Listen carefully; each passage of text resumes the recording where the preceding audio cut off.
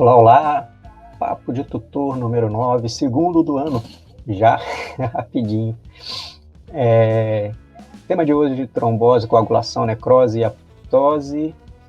E vamos lá, Ricardo, vamos discutir, chega aí, pra gente começar esse papo de Segundo tutor. do ano e segundo da semana. Segundo da semana. Segundo O da povo vai ver semana, nós tudo com segundo a mesma dia. roupa, tudo com a mesma cara. Fala, Segundo uai, do dia.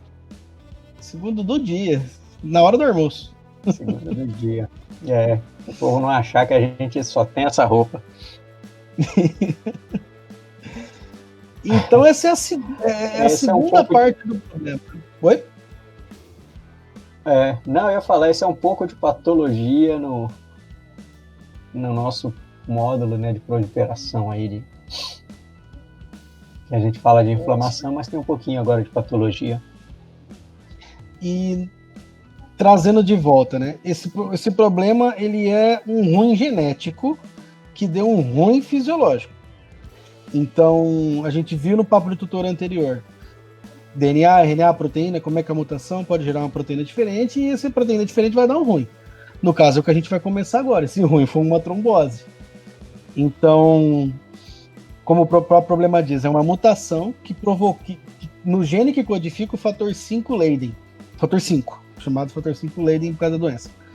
E então, essa modificação no DNA, que como é que é aí? É uma substituição na posição 500 e blau, que deu um aminoácido diferente. É a troca de um aminoácido só na posição 500 e pouco, né?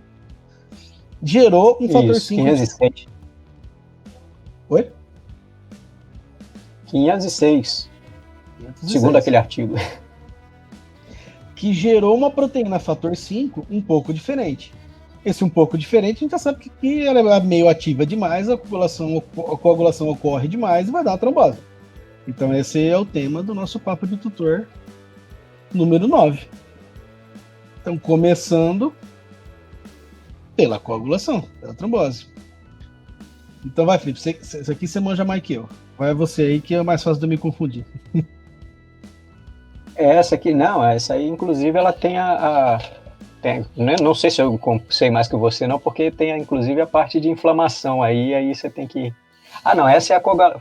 Ah, não, desculpa. Tá bom, desculpa. cara, a gente até no papo de tutor de plaqueta, a gente usou uma figura parecida com essa de outro livro. Isso.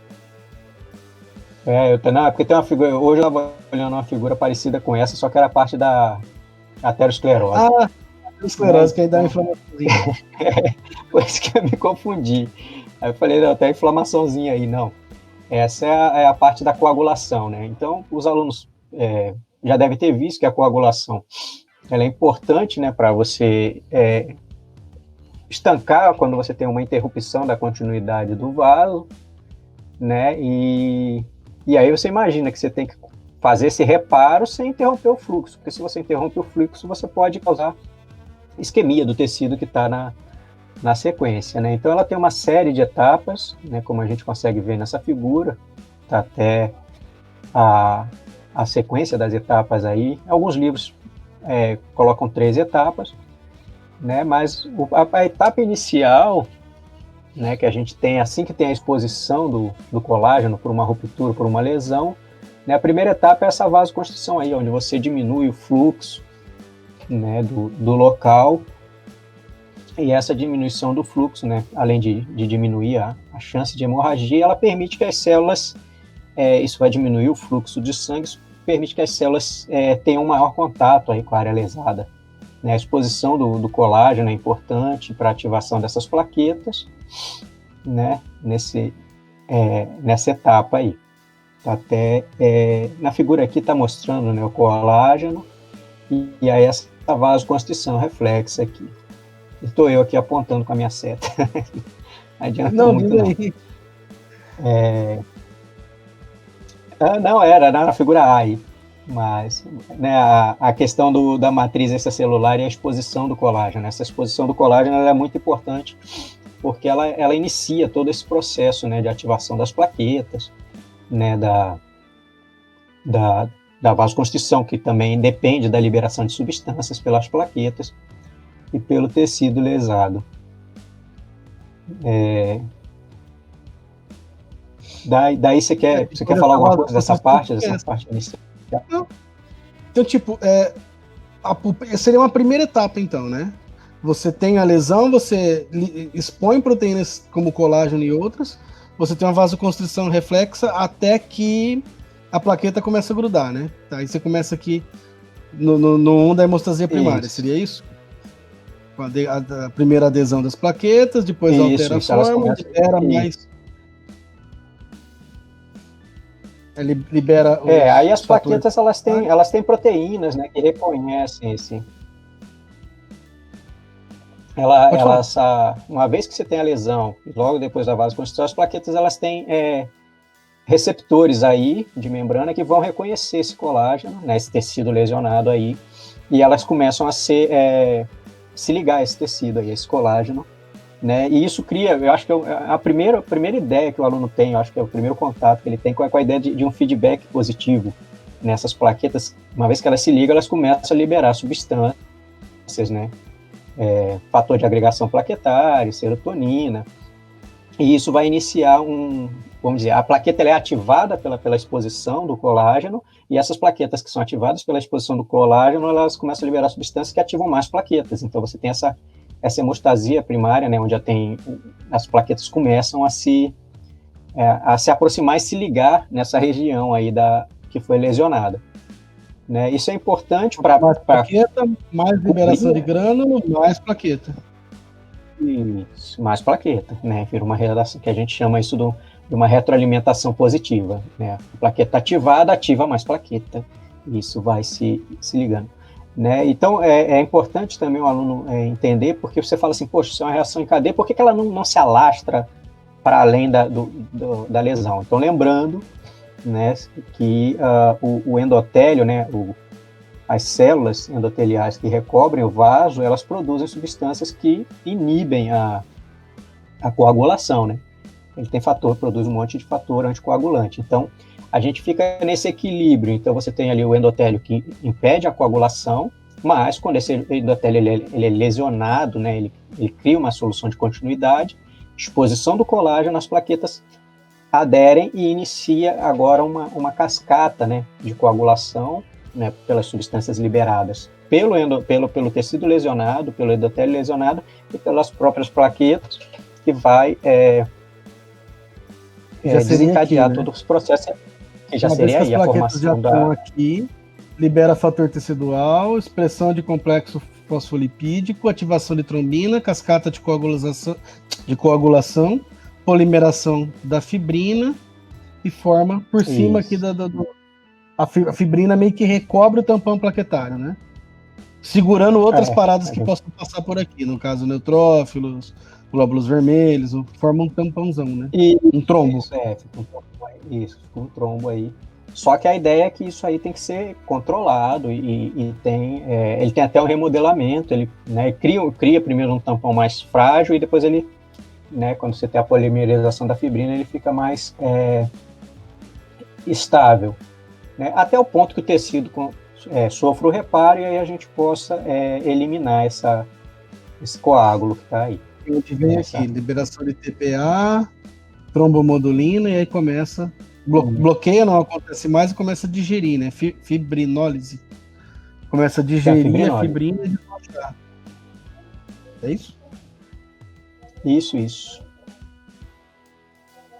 Então você tem agora uma cascata que vai fazer a fibrinólise, mas isso depois que o tecido tiver coisa. Aí nessa figura nem está fazendo ainda a retirada do coágulo, não. Aí o que ele está mostrando, a setinha aí mostra, só para não confundir, para ter essa ideia, são os fatores que o endotélio libera que impede o extravasamento do coágulo. Tá vendo aqui a setinha aqui? Ele está mostrando a liberação da fibrinólise, trombomodulina, né, que bloqueia a cascata de coagulação. Tá vendo que isso está saindo da célula, né, do endotélio íntegro aí. Normal, né?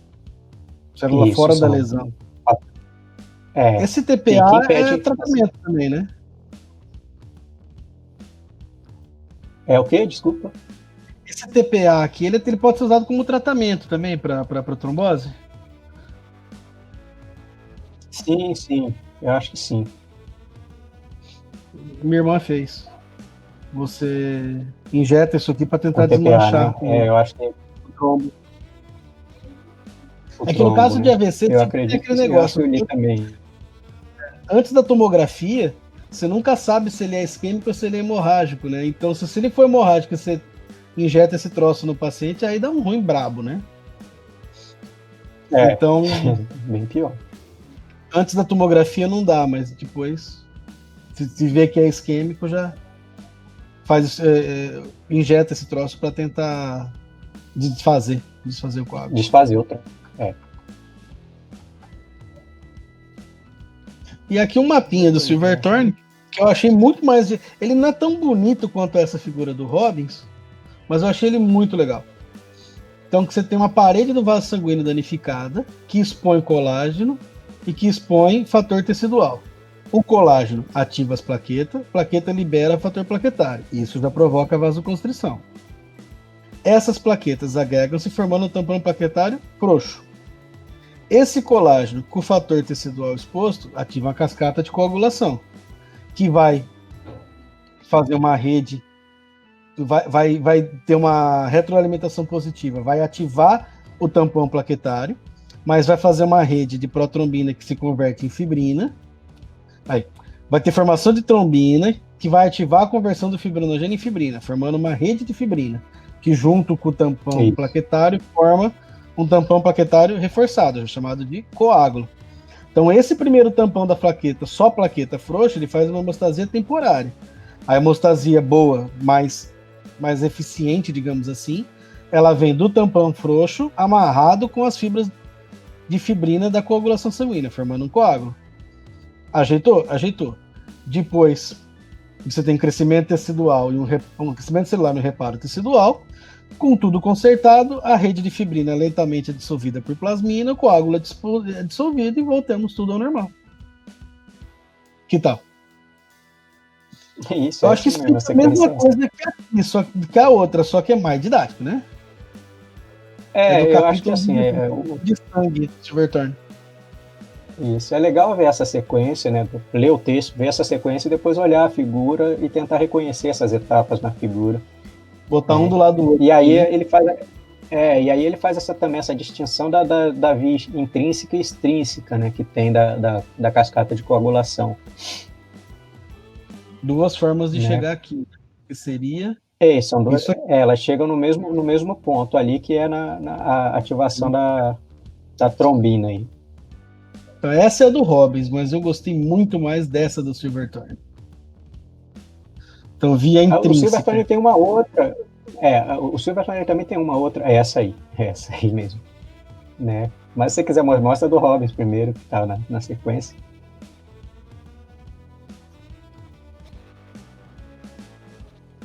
Aí. Então a via intrínseca, via extrínseca, uma ativada por colágeno, outra ativada por fator tecidual. Então, tipo, longe de mim querer decorar isso.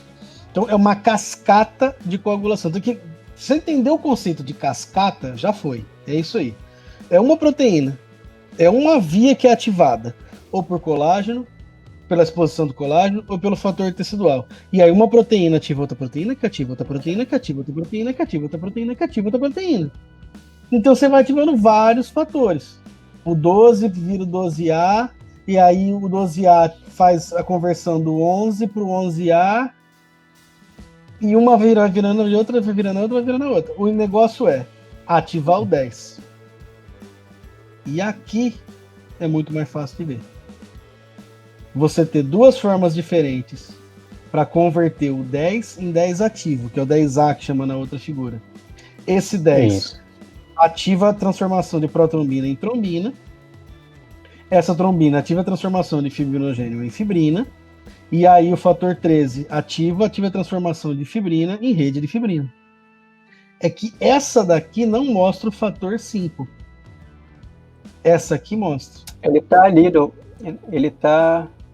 Não, ele tá ali no... É que aí mostra melhor. Mas se você olhar, ele aparece junto com... Aqui embaixo, depois, na protrombina para trombina, olha ali, ó. Tem um 5zinho ali só. Um Vzinho. Tá. ele tá bem modesto ali, mas ele tá ali, né? Então, tipo, se você tem um fator 5 que é mais ativo do que o normal, junto com o cálcio e com outras coisas, você vai fazer com que a protrombina se torne trombina mais do que eu deveria, mais do que o normal, mais do que o homeostático. E aí você vai ter essa cascata funcionando mais do que deveria, formando mais trombo do que deveria. Essa é a patologia. Parece que no caso dessa patologia, o que acontece é que esse fator 5 aí, nas pessoas, ele é resistente à inativação. Uma vez ativado, ele eu li ainda agora no artigo. Mas ele é ativado e aí ele é resistente à inativação, e aí você tem uma... Por isso até que eu acredito que a coisa não aconteça o tempo inteiro, né? Mas se você tiver algum evento que inicie um processo de coagulação, é que a coisa pode dar um problema maior, né? Sim, minha mãe tem um filtro na veia cava, porque diz a lenda que esses coágulos se formam mais nas pernas. Se for para ser de forma espontânea, ele se forma mais espontaneamente nas pernas. E aí ele sobe. Sim. Então minha mãe tem um filtro na veia cava para ele não passar pelo fígado. Senão ele vai para coração e pulmão e cérebro. O problema é chegar no pulmão, né? Se ele começa na perna, um ponto, né? Um ponto de crítico é o pulmão. Porque pela diminuição do calibre dos vasos, né? Provavelmente uma coisa que iniciou na perna vai estourar lá nos pulmões. Que foi o que aconteceu? Aí para esclarecimento dos alunos. O que minha mãe e minha irmã têm é embolia pulmonar, não tiveram AVE, como o problema diz. A gente botou AVE no problema para melhorar um pouco a gravidade, trazer mais atenção de vocês, mas elas têm embolia pulmonar, que é a lógica que o Felipe está colocando aí. É mais comum para esse tipo de doença o trombo venoso do que o trombo arterial. E aí elas controlam o tempo de coagulação. Então fura a orelha e conta quanto tempo. Então, tipo, numa pessoa normal demora X segundos para coagular. Nelas coagula muito mais rápido. E aí elas tomam anticoagulante de uso contínuo, varfarina, para manter esse tempo dentro do normal, para tentar fazer uma inativação do negócio. Eu não sei exatamente o mecanismo de ação da varfarina, mas é um anticoagulante. Então toma de uso contínuo para tentar segurar isso dentro dos parâmetros normais. E até o contrário pode acontecer, de tipo, se você se passa da dose, a hora que você precisar que o sangue coagule, ele não vai coagular. Que já aconteceu. Minha mãe caiu. Fica um hematoma gigante. Minha mãe caiu, ficou um negócio enorme. Porque estava descontrolado o remédio, não coagulou do jeito que deveria coagular. Você passa até um aumento do tempo de coagulação, né? Que é complexo. Então tem que ficar regulando a dose o tempo todo para estar dentro do normal, não coagular nem demais nem de menos. E a gente tem várias drogas que tem efeito anticoagulante, né? Cada uma acaba agindo num ponto desse aí da coagulação, né? Se eu não me engano, o AAS, né? O ácido acetil salicílico é outro que também causa... Quando você tem doença inflamatória, tipo dengue, com coagulação disseminada, você não pode tomar isso aí. Porque já vai aumentar mais ainda o caráter hemorrágico da doença. O AS, se eu não me engano, ele atua no tromboxano A2, que é o fator tecidual, lá da via extrínseca. Aqui, ó. Ele bloqueia, ele inibe a COX, aí inibe a produção do tromboxano A2, e aí inibe essa via extrínseca. Por isso que ele tira dor, né? Se ele inibe a COX é a enzima que produz prostaglandina e metilcotrieno, que dá dor inflamatória. Então você tá com dor inflamatória, que dá febre. Toma e aí inibe a enzima como um todo não produz nada, inclusive o negócio de coagular.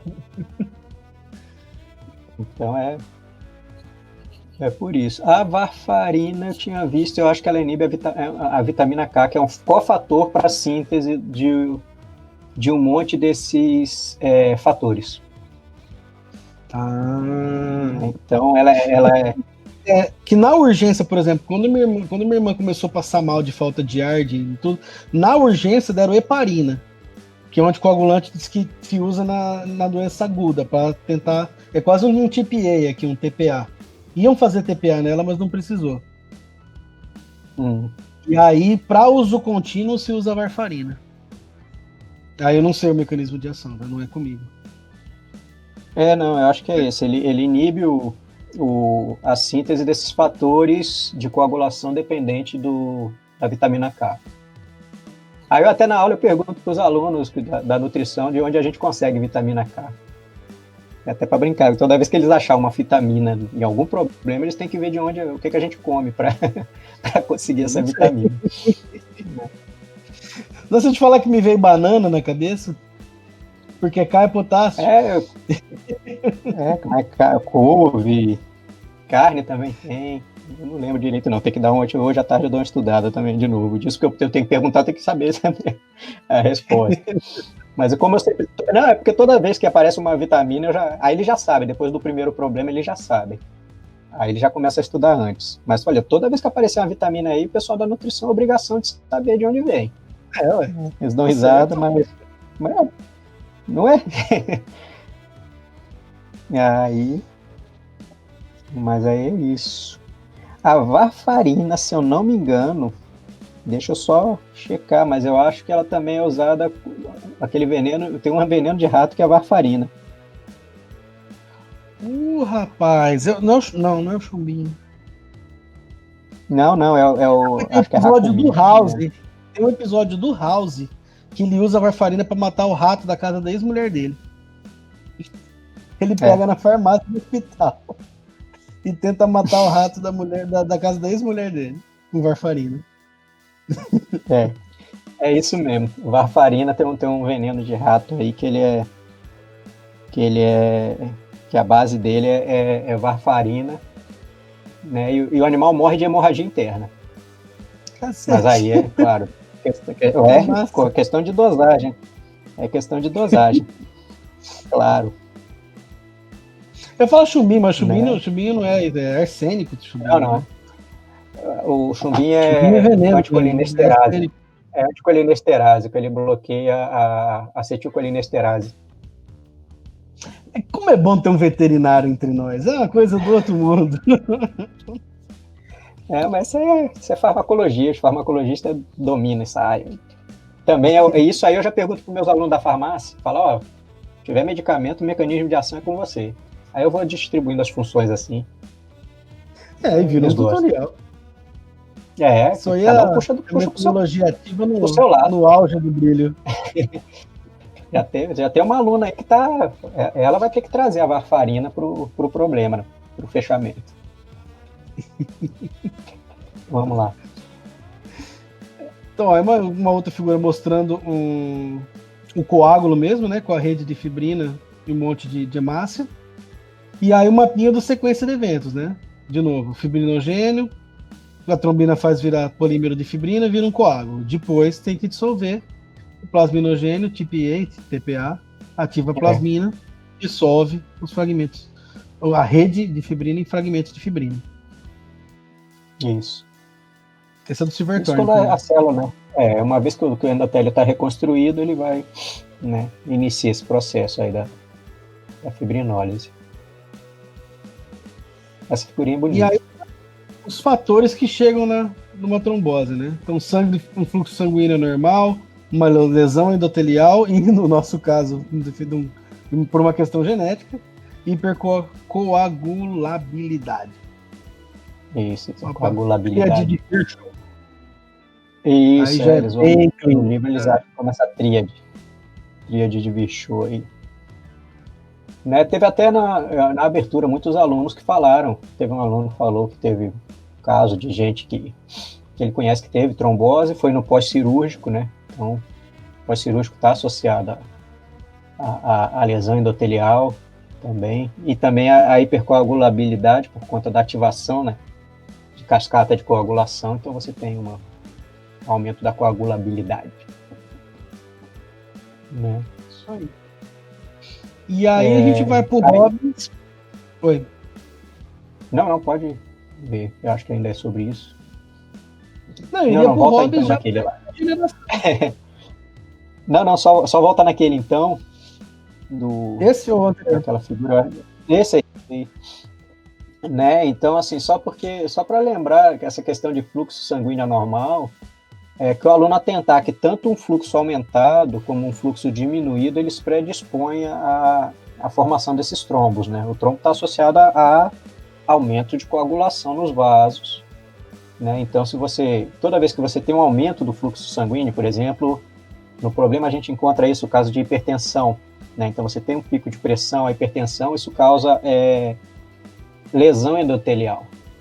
Então, toda vez que você tem lesão endotelial, então, você está vendo que muitas vezes eles falam isso quando falam da síndrome de Virchow, é muito comum você ter associação entre dois desses fatores, né? Então, o aumento do fluxo sanguíneo causa lesão endotelial, isso predispõe a formação de coágulos, e esses coágulos podem transitar pelos vasos, né, até chegar em algum ponto onde eles não passam, e aí causam a obstrução, que vai levar aquela associação que se coloca, né? De obesidade, hipertensão e, no fim das contas, trombose, né?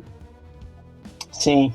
Né, outra coisa que interfere no fluxo sanguíneo é a imobilidade. Então, por exemplo, eu sempre destaco isso para os alunos pessoal da enfermagem, da fisioterapia, que trabalham muito com, quase todos, até o pessoal da terapia ocupacional, que trabalha com paciente acamado, então ele tem maior chance de ter trombose pela imobilidade, né? Isso altera fluxo, tudo, né? Então aquelas manipulações que os profissionais fazem no paciente acamado são de grande importância para evitar isso.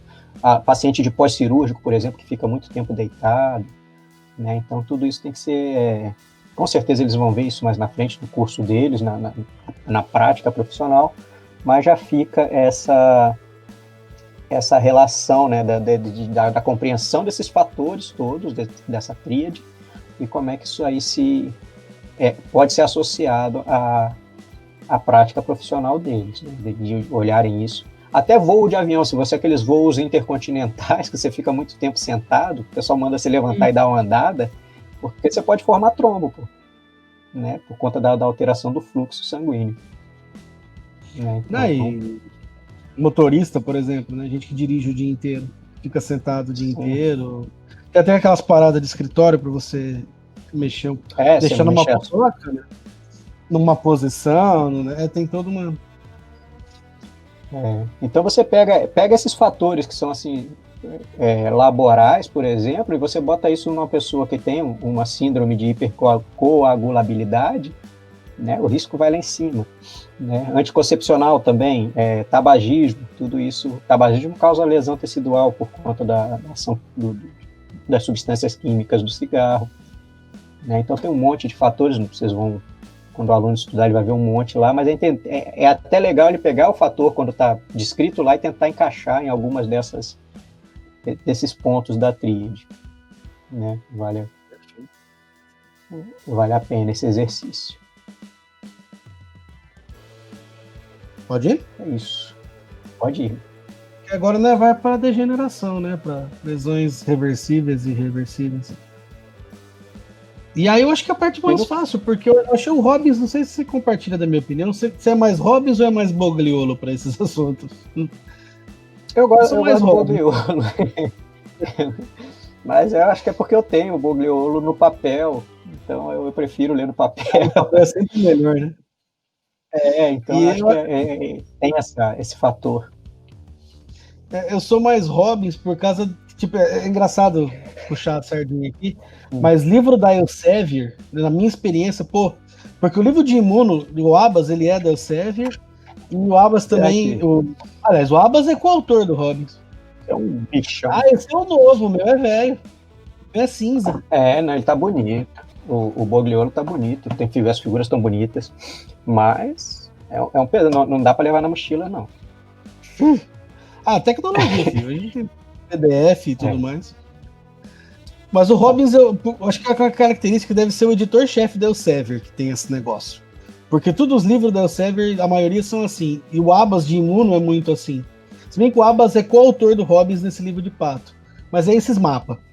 Que eu acho que a Silverthorne também sacou isso, falou, é aqui que eu faço meu ouro, né? Então eu gostei, eu eles gosto são do Silverthorne. bons. Hã? Essa sequência, assim, ela é boa. Eu também gosto. Mas eu sempre destaco, leiam o texto, não olha só a sequência e tenta sair falando, não, que dá zebra. Vixe, É bom. direto. Oh, Não, e o imperativo vai direto na figura, não entende nada. Quer pular o texto, vai direto na figura. Não entende nada, tem que voltar pro texto. Experiência própria. Não entende nada, tem que voltar pro texto.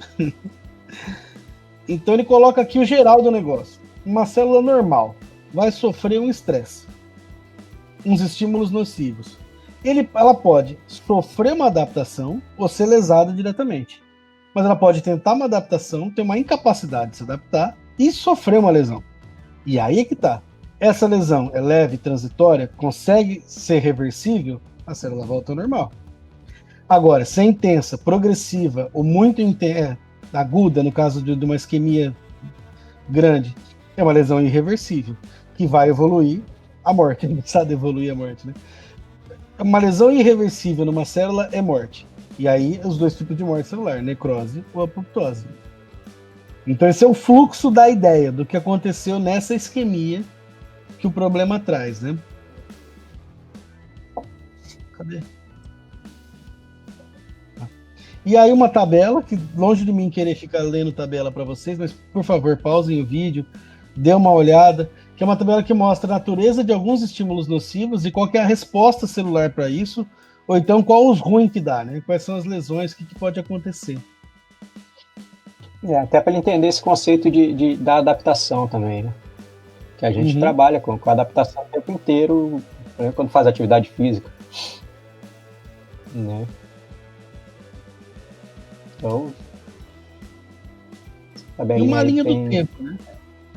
Você tem uma lesão celular reversível, a função da célula vai caindo, vai caindo, vai caindo, vai caindo.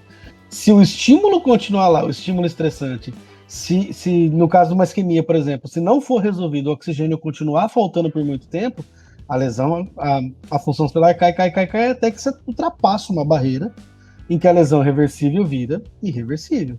E aí você começa um processo de morte celular, de lesões irreversíveis, que vai culminar na morte celular.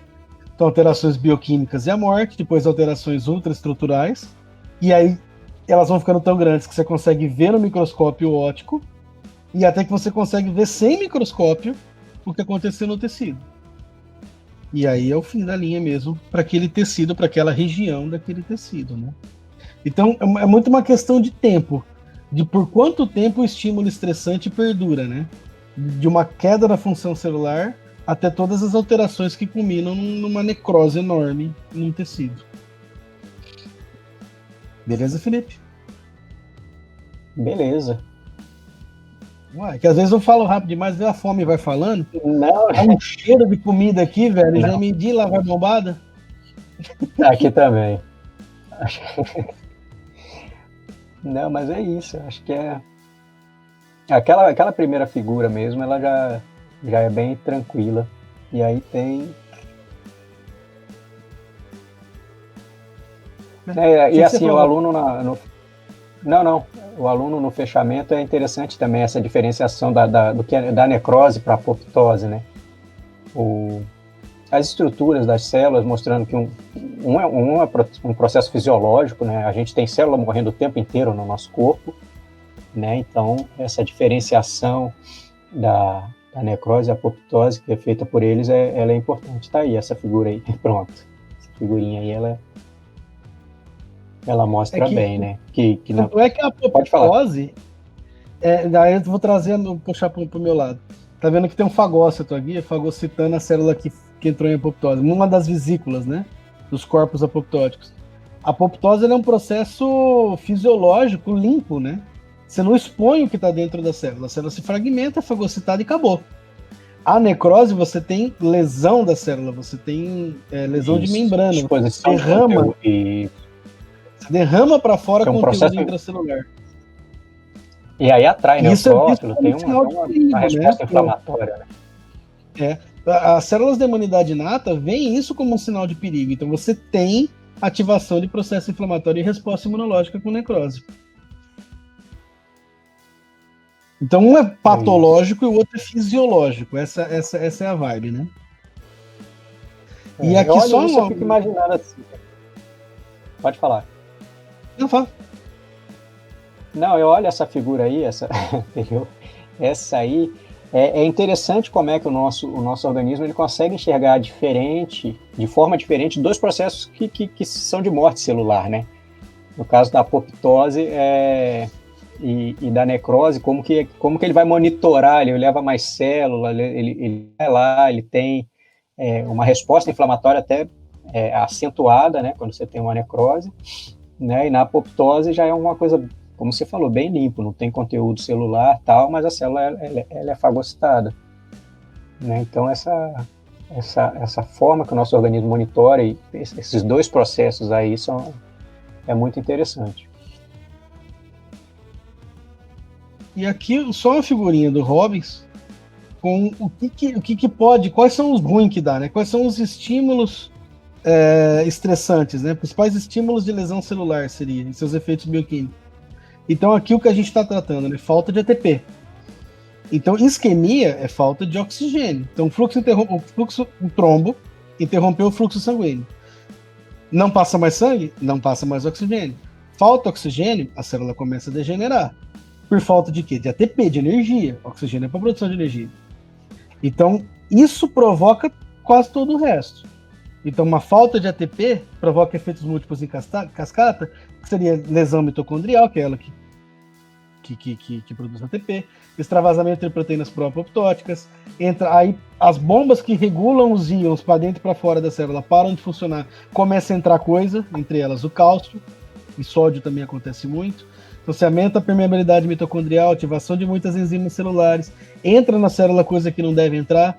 Então, tipo, cálcio e sódio entrando na célula, traz água, então essa célula incha, fica tumefação celular. Você tem lesão de membrana. Então, são vários eventos que podem ocorrer. E aqui também, por último, uma das coisas que podem causar tudo isso, que que já foi tema da palestra agora, dessa semana, mas é o último problema da subunidade, pelo menos para as turmas minhas do Felipe, que é proteínas mal dobradas, mutação gerando câncer. Então vai chegar lá ainda também. Sim. Beleza? Mas aqui não é nada muito importante, é só para exemplificar mesmo os ruins que pode dar, né? Que pode provocar. Mas é interessante um mapa legal, entender essa questão com o problema, já que o problema é de isquemia, por que a isquemia é tão problemática, né? Então ela começa aí. Né? Esse mapa do Robbins é que ele pega tudo, né? Então, eu falo? Pode falar. Então aqui está aqui o trombo. Nosso trombo induzido por um fator 5 Leiden. Parou de passar sangue, parou de passar oxigênio. Parou de passar oxigênio, diminui a fosforilação oxidativa, que é o processo da mitocôndria de produzir ATP. Não tem ATP? Não tem energia. Não tem bomba que regula a quantidade de íon na célula. Então vai entrar íon que não era para entrar, vai sair íon que não era para sair.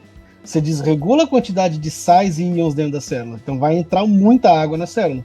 Então, você vai ter tumefação do retículo endoplasmático, tumefação celular, perda de microvelocidades e bolhas. A célula vai inchar. Na verdade é isso que vai acontecer. Por falta de energia, a célula vai inchar. E aí não tem oxigênio para produzir ATP de forma aeróbica, você vai fazer de forma anaeróbica. Só que de forma anaeróbica você produz ácido lático, que vai acidificar a célula e vai dar ruim no DNA. Você vai ter uma agregação da cromatina nuclear. Vai ter um destacamento de ribossomos, eles vão parar de funcionar, vai diminuir a produção de proteínas, vai ter deposição de lipídio. Então, essa falta de oxigênio é o que vai fazer um monte de coisa parar de funcionar dentro da célula, que ela vai inchar, que vai cair a função celular dela, e se isso não for resolvido dentro de um tempo hábil, a célula vai morrer. Fui confuso, Felipe? Não, claríssimo. Essa figura é bem boa, da sequência dos eventos. Oi? Não tá bom? Tô bom, hoje eu tô muito ferrujado. É que a gente tá voltando, né? O negócio das férias dá uma enferrujada em todo mundo. Mas essa sequência é interessante. É porque eu acho que a única coisa que talvez, eu não sei se fica muito claro, é a questão do conceito das bombas ainda, o funcionamento delas, que os alunos vão começar. Já devem ter visto, já viram lá no laboratório, né? Mas essas bombas aí são as proteínas que transportam os íons. Né? Mas a gente vai voltar, acho que em neuro a gente fala um pouco mais delas. Porque esses íons são necessários para passar o impulso nervoso, né? Esse equilíbrio é necessário para passar impulso nervoso. Mas, tipo, não é só neurônio. Qualquer célula tem que manter um equilíbrio desses íons para controlar principalmente a quantidade de água dentro da célula, né? É. E manter a atividade, né? Essas células têm um monte de bomba aí que mantém isso aí. Mas essa figura é muito clara, muito boa. Então, tipo, só fazendo uma diferenciação, o livro traz morte celular como necrose e apoptose, e aí a gente tem figura e uma tabela aqui para vocês verem a diferença. Mas a apoptose, ela tá meio jogada aqui, né? Porque esse processo patológico que a gente está vendo com isquemia gera necrose, não gera apoptose. A gente vai encontrar. E esse tipo de processo é essa sequência. E como está se falando de morte celular, aí a gente aproveita e inclui a apoptose, o próprio livro faz isso, para vocês estudarem como é que é uma apoptose, como é que é uma morte celular de maneira fisiológica, programada, planejada fisiologicamente. Mas todo esse ruim patológico de isquemia que a gente está trabalhando, essa sequência, por exemplo, aqui, ela culmina em necrose. Então, o que vai dar ruim aqui é necrose, e no caso do problema, uma AVE, uma necrose no tecido nervoso, o encéfalo do cara, da pessoa, então. Beleza? Eu acho que acabou os slides. Você tem...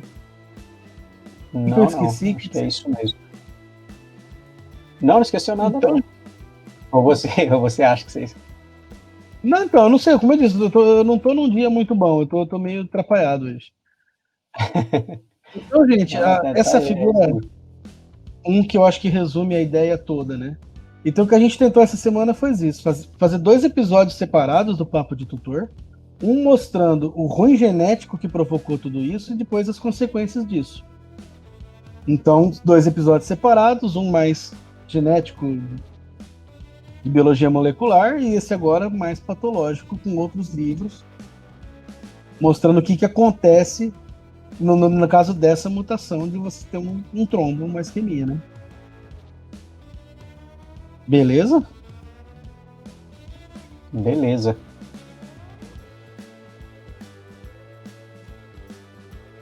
É isso aí, né? É isso. Então, voltamos ao início. Aí. Então, amigos, aproveitem aí, a gente testou esse novo formato de ter 2 episódios mais curtos em vez de um enorme de 1 hora, né? Para ver se vocês têm um pouco mais de engajamento, um pouco mais de retenção e assistam melhor o conteúdo, né? Na verdade, toda a intenção nossa é um conteúdo para vocês assistirem, usarem como guia de estudo, não necessariamente como fonte de conhecimento, mas que, tipo, a gente estavam assistindo os vídeos da forma que a gente queria que vocês assistissem, né?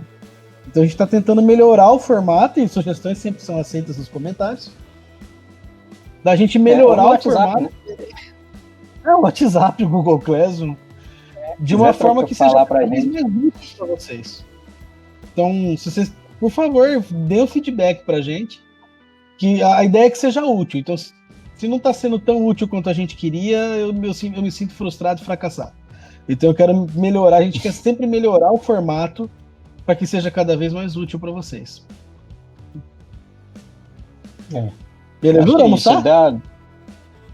Almoçar. Nos dê as dicas aí, ver onde a gente pode melhorar. A gente vai trabalhar aqui, ver se a gente consegue.